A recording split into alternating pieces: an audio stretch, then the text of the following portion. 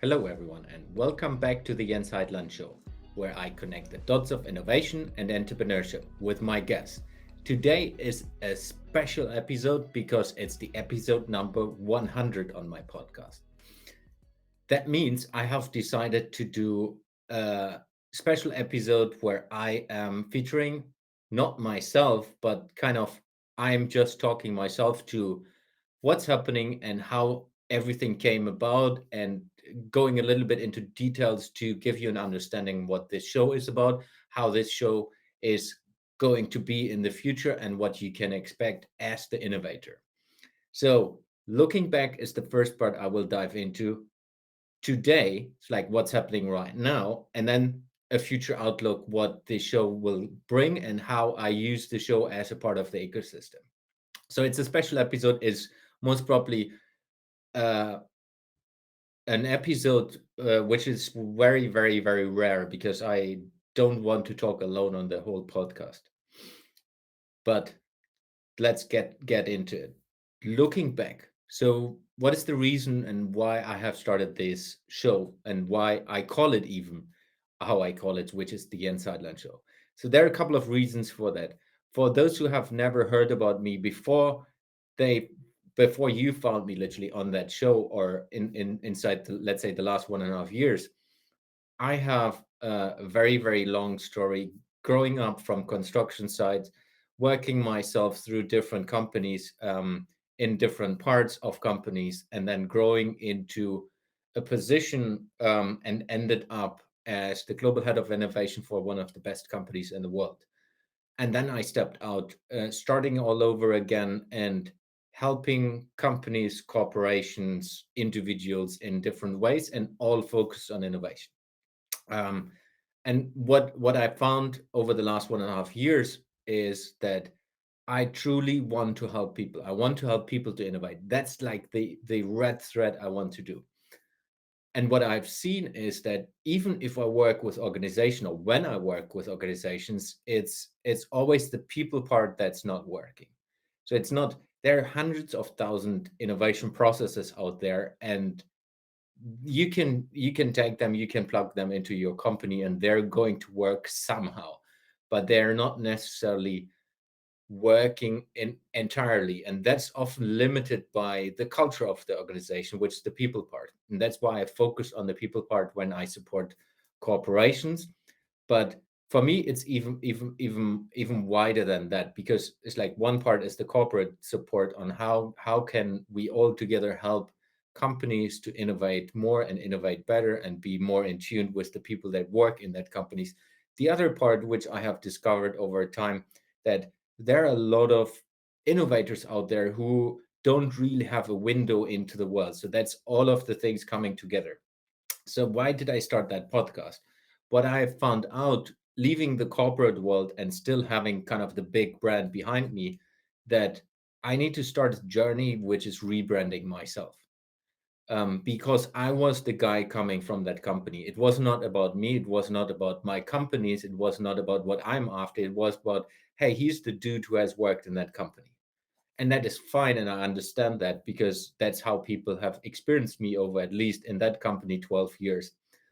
But I wanted to go out of that. So I looked into a strategy of rebranding myself from the ground up and more looking into how would you meet me outside of the corporate world if you would meet me on the street and I'm not in a work environment.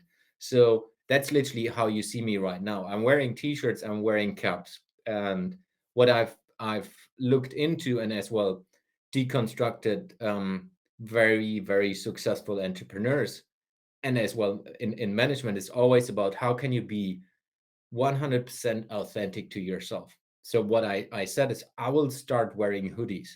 I will start wearing t-shirts. I will start wearing hats like I do in my normal life. And that's not due to disrespect to people who are working in the corporate environment. It's more about I need to be 100% authentic to myself, to my story, to whom I am, to to be able to connect to people in different ways than just having this big gigantic brand behind me. And one of the parts in doing that was I need to challenge myself on a day-to-day base. I need to challenge myself differently because I'm innovating. I have an innovation company, or now a couple of businesses even. I need to do that on a day-to-day basis, and I need to find a possibility that people can be part of that journey. And I've started a couple of things which help me find my journey as well, because I'm still far away from where I want to be. But as part of the rebranding, I said, "Hi, I want to connect out to people. I want to um, get people authentically sharing who they are and what they're doing." And one of the things I love is listening to podcasts, listening to audiobooks, watching YouTube videos, which are long form content, where people can engage, and you kind of build a one-sided relationship to the podcaster or the person. So one example is I listen to a podcast that's the Tim Ferriss Show, since I have no idea, at least 10 years. So I have a one sided relationship to Tim Ferriss. I've never met him and most probably will never meet him. But the interesting part for me is like he has built up uh, an entry possibility for me to connect to him, though that he will never see that I'm listening to his podcast. So I was taking that concept and saying, hey, what if I would start a podcast without having zero idea how to do that? And I will just use innovative thinking, which is prototyping, validating my assumptions in doing that. Um, and I was knowing that coming from the corporate world, everything needed to be perfect. You don't launch something that's not going to work. So, what I was saying, I was stressing myself coming from that world with the perspective of I need to eat my own dog food. I need to do this authentically to be able to graduate people into my ecosystem, not just pushing the hey, I'm the dude from the big brand. I was just talking to someone this morning, and you have never heard that I was working on that on that big brand, and that's what I love because I want people who truly connect to what I do, not to who I was. So long story short, that's how I started the podcast, and as well inspired by um, famous podcaster, famous people and entrepreneurs. And it's not about the fame; it's more about how they have used a podcast as part of an ecosystem, how they have used the podcast to grow parts of their business and use that in different ways from a branding perspective. I set out to start last year to start a podcast. And the episode number one, two, I have no idea. Like, let's say 20 is with family and friends. It's the people who said, hey, I know you, I trust you, let's do an episode together. And that's how I started, and I called it the Jens Heitland Show because I've seen it with the entrepreneurs I admire and I like very much, that they have used their name. Using your name is one of the most risky things to do as an entrepreneur and as a manager in a corporation, as a human being. Like if you put your name on something, you don't want to fail. You grind things through, and that's what I wanted to create as well, a little bit as an engine for myself to say, you put your name on something instead of calling it the innovators podcast. I want to call it my name, and I was knowing that it will grow slower because of that. I intentionally did that because I want to put every effort into making it good on a long term. So for me, it's like 10 plus years. It's not about like we are now in the first year of recording. It's this is the episode number 100. I'm looking more into what is happening if we are in episode 1000. So I hope I will be able to do the episode 1000 again alone, and then look back on what happened in the years before that. So that's how I got started. That's how I got the first guests as well. So just reaching out to family and friends and saying, hey, would you like to do um, a podcast interview with me? I'm doing this around innovation. That was clear for me. I want to do that in an interview style. That was also clear for me because I it's just what I enjoy myself. um, then of course seeing that, so going from 10 to 20 to 30 to 40 to 50, I was growing as a podcaster, I was growing as a host myself, in seeing how do you navigate a conversation, which I was used from the corporate world and as well from a personal thing, but it's different if you do this in a podcast setting because I try not to cut. I try to keep it authentic. If there's someone jumping into the screen from the side or a daughter is running in, that's fine for me because we are all authentic people. We should not clean up too much and cut things around and um, Photoshop everything around that's authentically us. In the same way that I'm saying I'm wearing t-shirts and caps, I want to keep the show real. Of course, I'm trying to increase the quality on a day to day base, but I want to keep it real when it comes to the people who are in. If the sound is not perfect, I of course don't like it because I want you as the listener to have an amazing experience. But sometimes it's not possible. So rather than taking the episode out and not sharing it and not publishing it, or even re-recording it, which I have never done, um, I'm putting it out, even if it's not 100% perfect. Growing reach, yes, of course. When you do this in a way like I do, which is plugging it into a total system. So we have built a system around the Jens Heitland show and now as well the other shows I'm doing over time, which I will go into today's part. It's super important to have that system in place and growing that system so that you can promote the reach of the show. And of course, that is important because I'm doing this.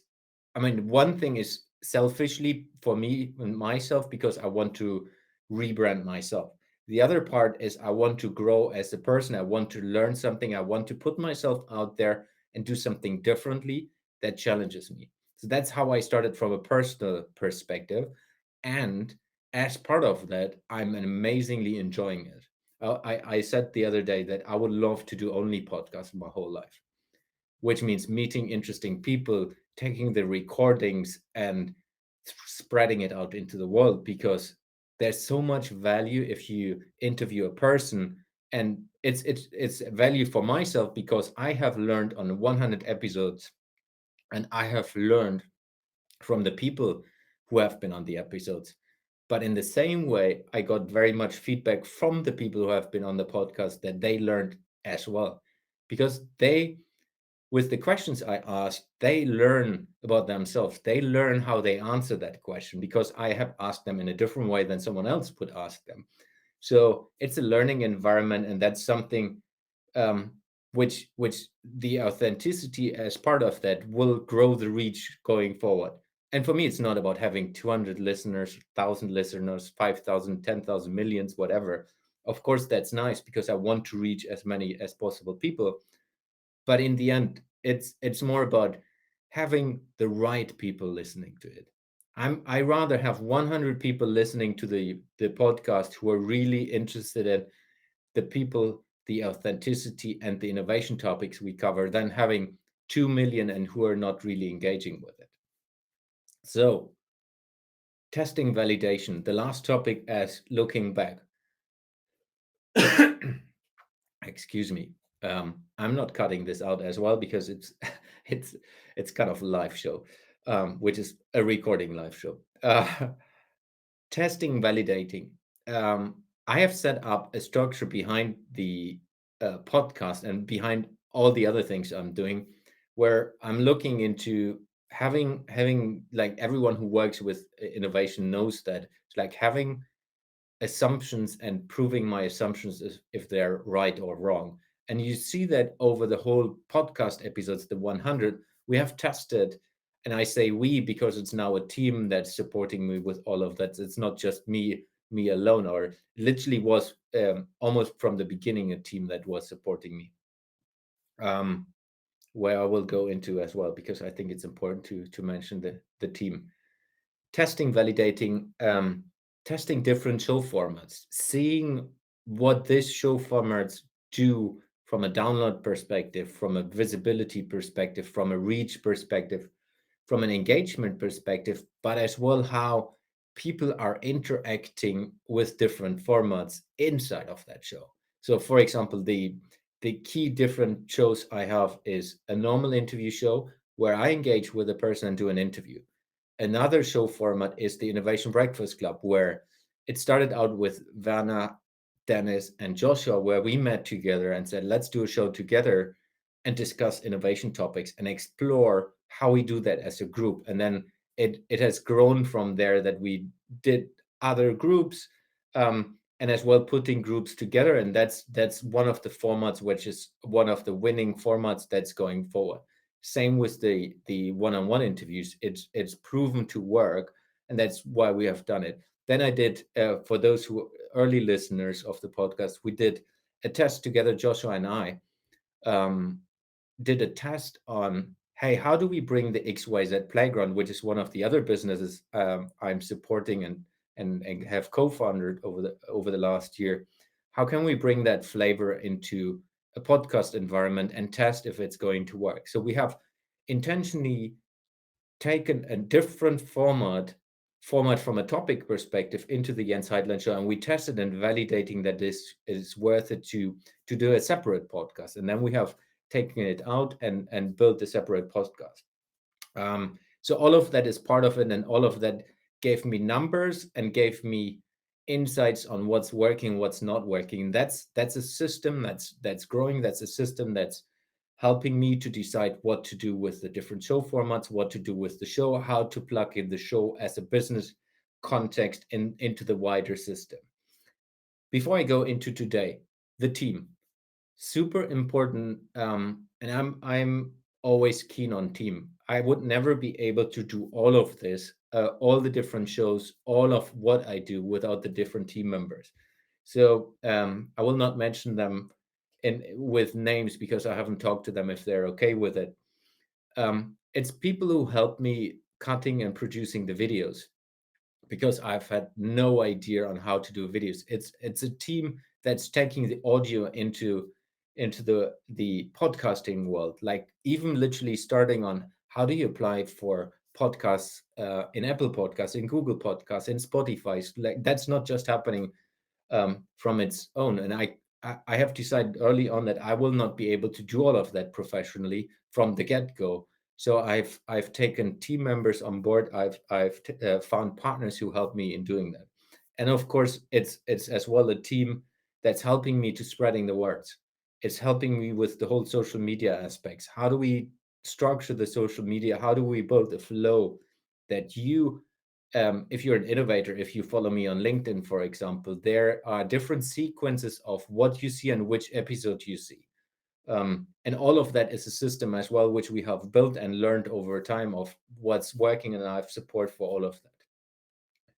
Today, as mentioned already, we have built different formats. One very, very new format, which I think started with, what was it, episode 95 or 96? No, 95, is the innovation culture coding. The innovation culture coding is taking the podcast level into the live environment. I always wanted to do live shows, but I wasn't comfortable in doing it myself. I've seen and I've attended in a couple of live shows where I was a guest, but I wanted to be on a quality level with my equipment, with my thinking, with how I do things, that I can plug into the live environment, and it's going to directly be good, directly be on a level that people are attracted to do that, because for me that's a business driver as well. So looking into that, I was seeing and engaging, of course, already in the podcast with consultants and coaches, and have been thinking and done that myself. It's like coaching and consultants, the individuals are not seen in this world. The individual innovators are not too much seen. It's always the big brands, it's always the big companies. So what I've looked into building a new format, which is a live show that authentically shows independent innovation consultants and coaches, and together with what we're doing inside of that show, that creates an ecosystem where people who are coming from the corporate world and want to engage with consultants and coaches, but normally go to the big ones because that's the ones they know, have the possibility in a window to find them inside a show environment where they see them talk for an hour, deconstructing a case live, and authentically see who that person is, how that person acts, how that person reacts when I talk to them. And that's part of the bigger system, I'm building. The awesome part of that, and that's one of the strategies, if we just go a little bit to the guests I have had and I will be having on my show. For me, I want to create a breadth. So it's really about an understanding that innovation is not just done from the same person and the same type of person. For me, it's about getting authenticity and different perspectives of how to innovate and how innovation works in different time times, industries, and as well cultures. And that's why I've taken different people from different parts of the world and different age groups and so on the podcast. It's not for me that, hey, I just take the people who are awesome in what they're doing from an pure innovation, let's say design thinking and so on perspective. It's more about, hey, there's a person who, in the first view, the listener might say, hey, that person have nothing to do with innovation. But then what I try to bring in is, if you listen between the lines, if you understand the story of that person, there is innovation in that. So that's why it's very important for me as well to take different people further into the show who have different perspectives, who are not agreeing with what I'm saying or others are saying, who have their own opinion and have their own perspectives, to bring that into the show. Let me just drink a little bit. So all of that leads into the Innovator Hub. The Innovator Hub is literally the totality of my network. I was just explaining it to someone. It's like a spider web. A spider web is all connected. So what I wanted to do is, with all the different shows, with all the different things I'm doing, I want to connect all of that. But I was knowing that I can't do that in the beginning. I need to validate different things and need to understand the bigger path I'm on. And that was the podcast was one of the amazing validation ecosystems, because I'm engaging with people on the podcast, and you as a listener, or people who are person who is watching this, um, I'm doing, and you just see like a limited amount of that. You see the recording, the nice version of what's going on, the official conversation. But I always have the possibility, and I of course do that, to have a pre-meeting. We're talking before the recording, and we're talking after the recording. That means I'm getting to know a person way deeper than just the recording. And of course, there's a process, often takes weeks until we have agreed on meeting and recording time, all of that. And some of the people are now part of my ecosystem who haven't been that close to me at all, and now have appeared in a couple of shows, and or have even done a show with me together, where we say, hey, let's launch a new podcast. If we just take Joshua as the example, I've met Joshua a couple of months before I started the podcast, and now we have a podcast together. Or if we take Werner and Dennis, I mean, we have known each other for years, but we have never done things together. Now it's literally the podcast as a meeting point, where we do the innovation culture, not innovation culture coding, where we do the innovation breakfast club and meet and discuss things and put our things together. And of course, outside of that environment, we are creating businesses together. We're doing client gigs together, where a corporate has a specific need, which Heitland Innovation as a company can't fulfill. So I'm bringing the others in, or the other way around. So that's little bit the spider in the web. So what we have looked into and validated is, what is the secret source of the totality. And that's for me the spider web. It's the Innovateurs Hub, and I call it Innovateurs Hub because um, I want to make it different, and want to make it intentionally small, because it's not for everyone. It's for the people who are truly thinking that they're into innovation, and into innovation from an open mind perspective, and authenticity, where it is about authenticity, where people are engaging in a way that they can be themselves. They don't need to play a role, and that's what I want to create. So this hub is connecting innovators as the headline, and make them shine. So the different shows will make them shine. The different connection points are the business entities I have, and I connect all of them inside of that hub.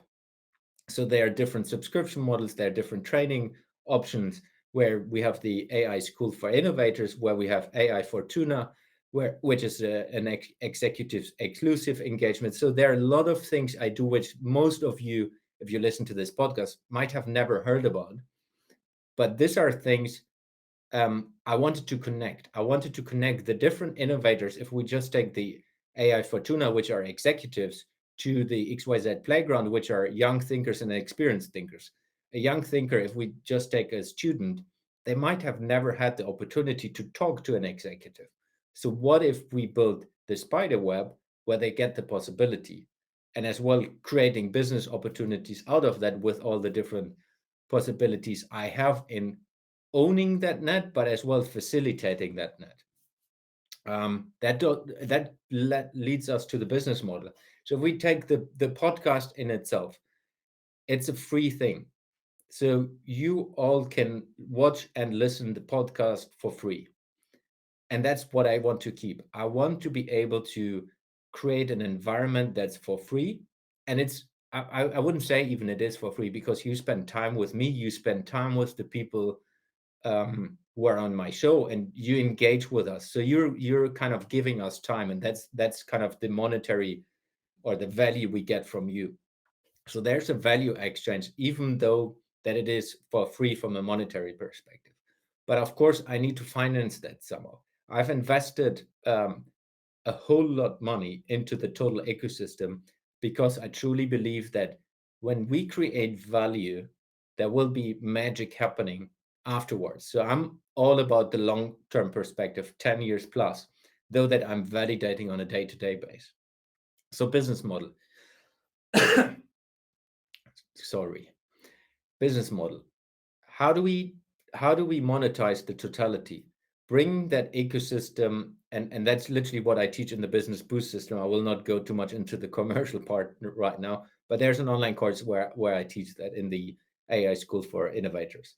So the business model is literally building a visibility possibility, building a credibility possibility, and attaching an offer to that.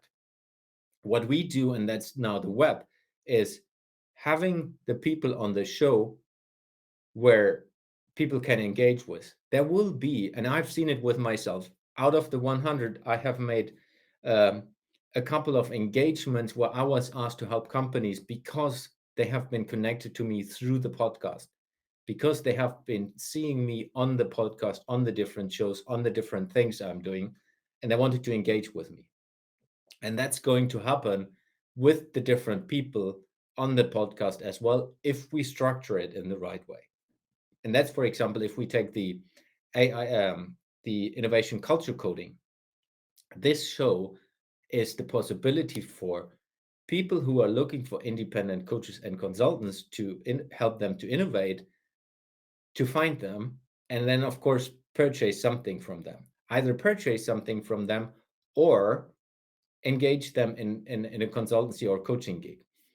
Right now, because we're literally early on, this is not monetized. What is going to be monetized is that, because we create a platform around that and that's growing, I'm creating landing pages for the coaches and consultants. And because they would never get this client, most probably, they will be happily paying me for that afterwards. So the coach or consultant is getting profit. After they got profit, they're willing to pay me.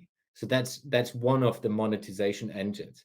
So from a business model perspective, there are different value streams I create. They're initially for free, but on the long tail end, there are possibilities where someone who has been on my show can pay me back. And the fun part of that is, the best case is when they have done profit. So they have profited monetarily from being on my show, from being inside of the spider web, and that's how they make money. And they're happily paying me a little bit of that and paying us. And that's happening in different ways, from the AI School for Innovators, which we just opened up for people who are willing to teach innovation topics, being part of an online school which is growing as more people are getting into that online school with with the quality level we establish, as more visitors will watch what's going on in that online school, as more people will buy an online course from any of the people inside the online school. And of course, that's then another revenue stream. Every coach and consultant who is doing that, or every innovator, it's not just coach and consultants allowed in that AI school for innovators. That's the possibility where I will take an X percentage of whatever is happening, and then I will be able to finance even more and finance more of the other things. And then of course there are different other engagement possibilities from a business model perspective. So it's, again, the spider web in itself is a business model that's part of, like I mentioned already, part I explain in the business boost system, because for me it's all about ecosystem. It's not about, hey, I'm selling my time, though that I'm spending a lot of time in creating these shows. You can watch the first episode, the second episode, your whole life, at least as long, if we take watching as an example, as long as YouTube or any other video platform is around where this is stored. Yes. Future. We are already half an hour in. Future. We're looking into, and Josh and I brainstormed that last week because of the Reverse Mental Lab podcast, which is the podcast we do together, is doing physical engagement, doing physical shows in a completely innovative way.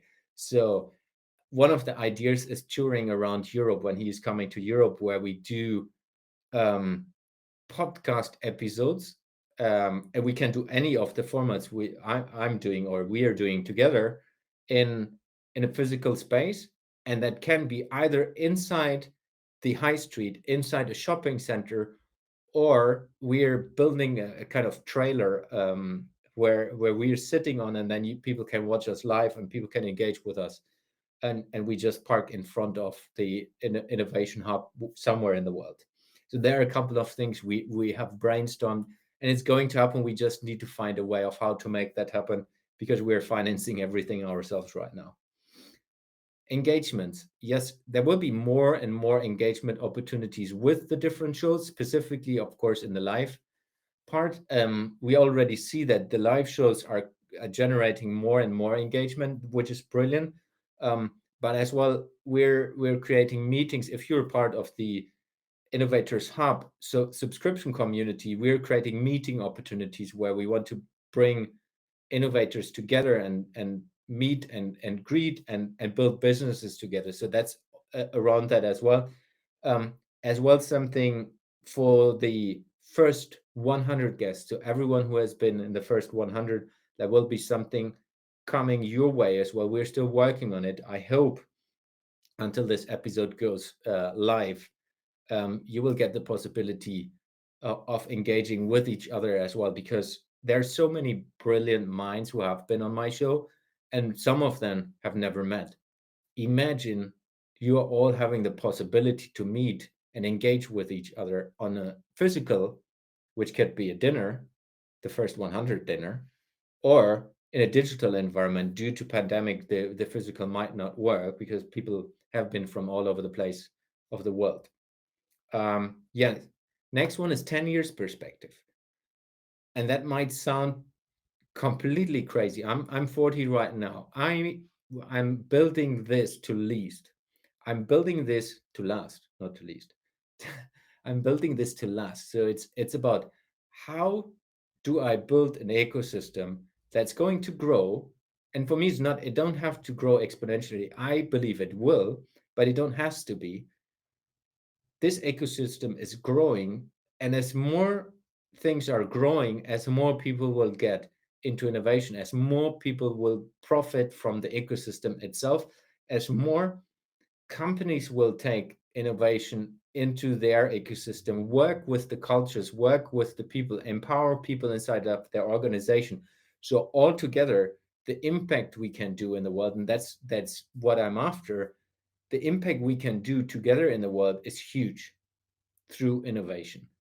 That's why I say 10 years and plus, because I know that it's like I'm literally in the infant state of everything, like the spider web, the show.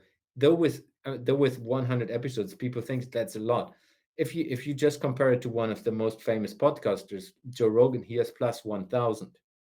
And I want to get there, not because I want to get to 1,000. I want to get there because of the ecosystem, because of the impact we all can create. Yes. One thing I have to mention, because it's so important for me. I do this because I believe in it, and I do this because I have tremendous fun. If I don't have fun with what I'm doing, and I've said it already the last 10 years to people who engage with me as well in the corporate world, I need to have fun with doing that. And I love the process of what I'm doing. I love how I'm doing it, and I love to engage with the people around this, because having one-on-one conversation or group conversation is awesome. I'm learning so much, um, and that's really a big tribute to the people who are willing to be on my show and or shows, um, because they're spending the most valuable thing with me and or my co-host, and that's time. And if we create an environment that's fun, where we enjoy what we're doing, which I literally think everyone should have in their life, then that's something that's creating value to yourself and to the people around you. Um, Having said that, last point is great people, which I've written down on my notepad here. Of course, I'm looking for more great people. I'm looking for people who are willing to test, validate, partner up, sponsor, whatever it is. If you think you're a right innovator, you feel that you should be on the show, you feel that you should be supporting that show, that you feel that we should partner up in any form, reach out to me. Still, one of the let's say little fun things I did, I put my WhatsApp number. I've created a WhatsApp text only WhatsApp number, and everyone thinks like amazing 100,000 people will text that person. It's not going to happen. So only a few people ever reach out to me on that public WhatsApp number. It happens like now already on a weekly, sometimes daily base, but it's still far less than you might think. So if you think you should be on the show, if you want to engage with me or any of my partners, reach out. There's a possibility to be part of the community, and it's not about me selling something to you. I'm a very very bad salesperson from that perspective. I create rather value than earning money with it, and that's maybe bringing that point home is, and I've agreed it with my wife. If I can't sustain the totality financially, I will work overnight. I will take. We agreed to go out of our house, renting a small apartment to make it happen. So that's also the entrepreneurial spirit I have in myself, where I say I will make it happen, and will sacrifice a lot of things, not just time. Will sacrifice a lot of things to make it happen, even if that means that, let's say, the business world is not working. I'm not able to finance the totality. I can cut all the videos myself. I don't want to do it right now because I want to strategize and take it to the next level. I could go back and say I will do everything myself, which takes a lot of time. I will, worst case, I will start working in as whatever on construction sites again to be able to finance that. So it's really something that's to my heart to make all of that happen. And if you want to engage, as I said, engage with me. Come up and say, hey, I would love to do a show. I have an idea for you with a different show. Hey, what about you're doing this? Or do you want to be on my show? There are tremendous opportunities to support each other, building communities and leveraging the ecosystem, which I'm all about. Having said that, this is the episode number 100. Big thank you for you grinding through this episode. It's a super pleasure to do all of that. I'm so looking forward to all the episodes that will follow, and all the different show formats and engagement possibilities. If you want to reach out to me, do it. If not, it's also fine. Just share as much as you want, as much as you get value out of that. And that's a big pleasure for me already. So innovate the world, and thank you very much for episode number 100. Thanks for listening to today's episode. You will find the links and resources in the show notes of this episode. If you would like to support the podcast, the most impactful thing you can do is subscribing to the show on any of the podcasting platforms and give me a review. This will help me to reach more innovators around the world and bring some of you into the show. If you have any question to the guest or want to engage with me, feel free to reach out to me on my public WhatsApp at +49 151 7033 1176. I will repeat, +49 151 7033 1176. It's all WhatsApp, texting only. Or follow me on social media and contact me there. And finally, if you look for someone educating you or your team on innovation culture coaching, have a look at heitlandinnovation.com. Thanks and see you in the next episode.